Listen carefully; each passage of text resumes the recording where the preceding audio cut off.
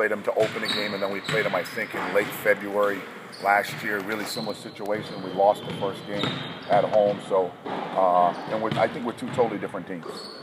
How's they changed? They've played zone and man. I think their players are more comfortable in their role. They haven't had winning success, but I think they've played really well. They've been in a lot of close games.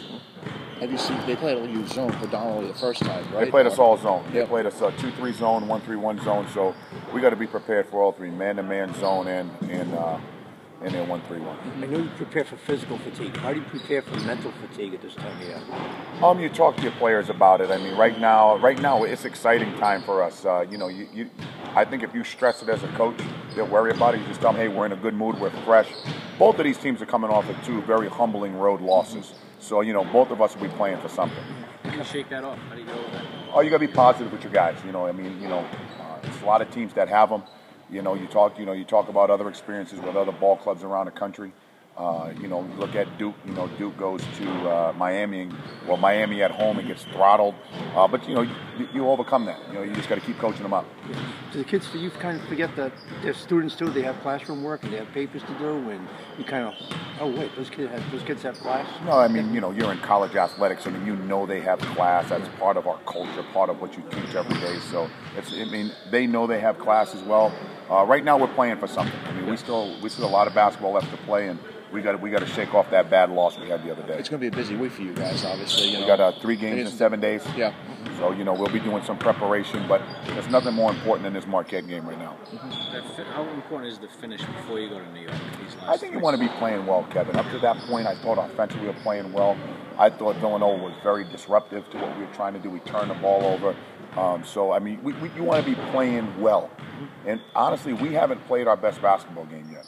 We had a pretty good game against Florida State. I thought we had a good game against Miami. I thought we had a good game against DePaul. I mean, those to me have been our 3 best efficient offensive and defensive games. Dante with his 2,000, 1,000 possibility. Can you put that into any kind of perspective? I watched a clip earlier this week. One of our local stations did a story, and it said, hey, when he was a freshman, you always look that up. And they said, well, where do you see LaDante when his career is over? It's really scary. It's really scary, man. It's amazing. It's amazing from how he was recruited to where we are right now, being one of the better players, not just in the league, but in the country. What was your response? 1,000 points? I said, I think it was, 1,000 rebound guy and 15 to 1,800 point score. Okay.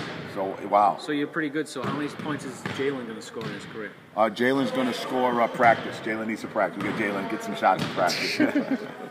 Yeah, with LaDante, he's a thin, wiry type guy, and he bangs the boards all the time. Is that just the heart that makes him so good? He's such a unique player. I'm so proud of him. I'm really, really proud of LaDante and how well he's grown and seeing how he's changed his life. I've said it a million times. It's nothing like seeing these kids grow up, and we're getting down to the wire here. We're down to our last couple of games at home. I hope the Dunkin Donuts Center is rocking and rolling Sunday. We need everybody. It's going to be a tough game. How much have you talked to the freshmen about LaDante, using him as an example of getting better, maybe over the course of your career, maybe? I think what a lot of people haven't talked about enough, in my opinion, is the loss of Carson. And we'll get to your question, but Carson not playing in that Villanova game really had us sideways. That's the first time all year we've played without him. And I mean, he just settles us down in a lot of different ways. When talking to the players about LaDante's development, it's been he's first in the gym, last in the gym, watch his film. You got to be a student of the game, and if you're a student of the game, then you're going to improve. How is Carson doing? Carson's still day to day. His knee is still suffering. He won't practice today. He'll be on the bike today. He's going to come along slowly. You think he'll practice before the game?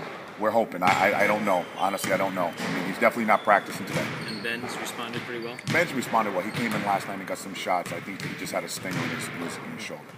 Okay. Coach, what was your reaction when you heard that Bryce Cotton was going to get a shot in the NBA? I was really happy for Bryce. Another person who really works hard at his game and is patient with his development.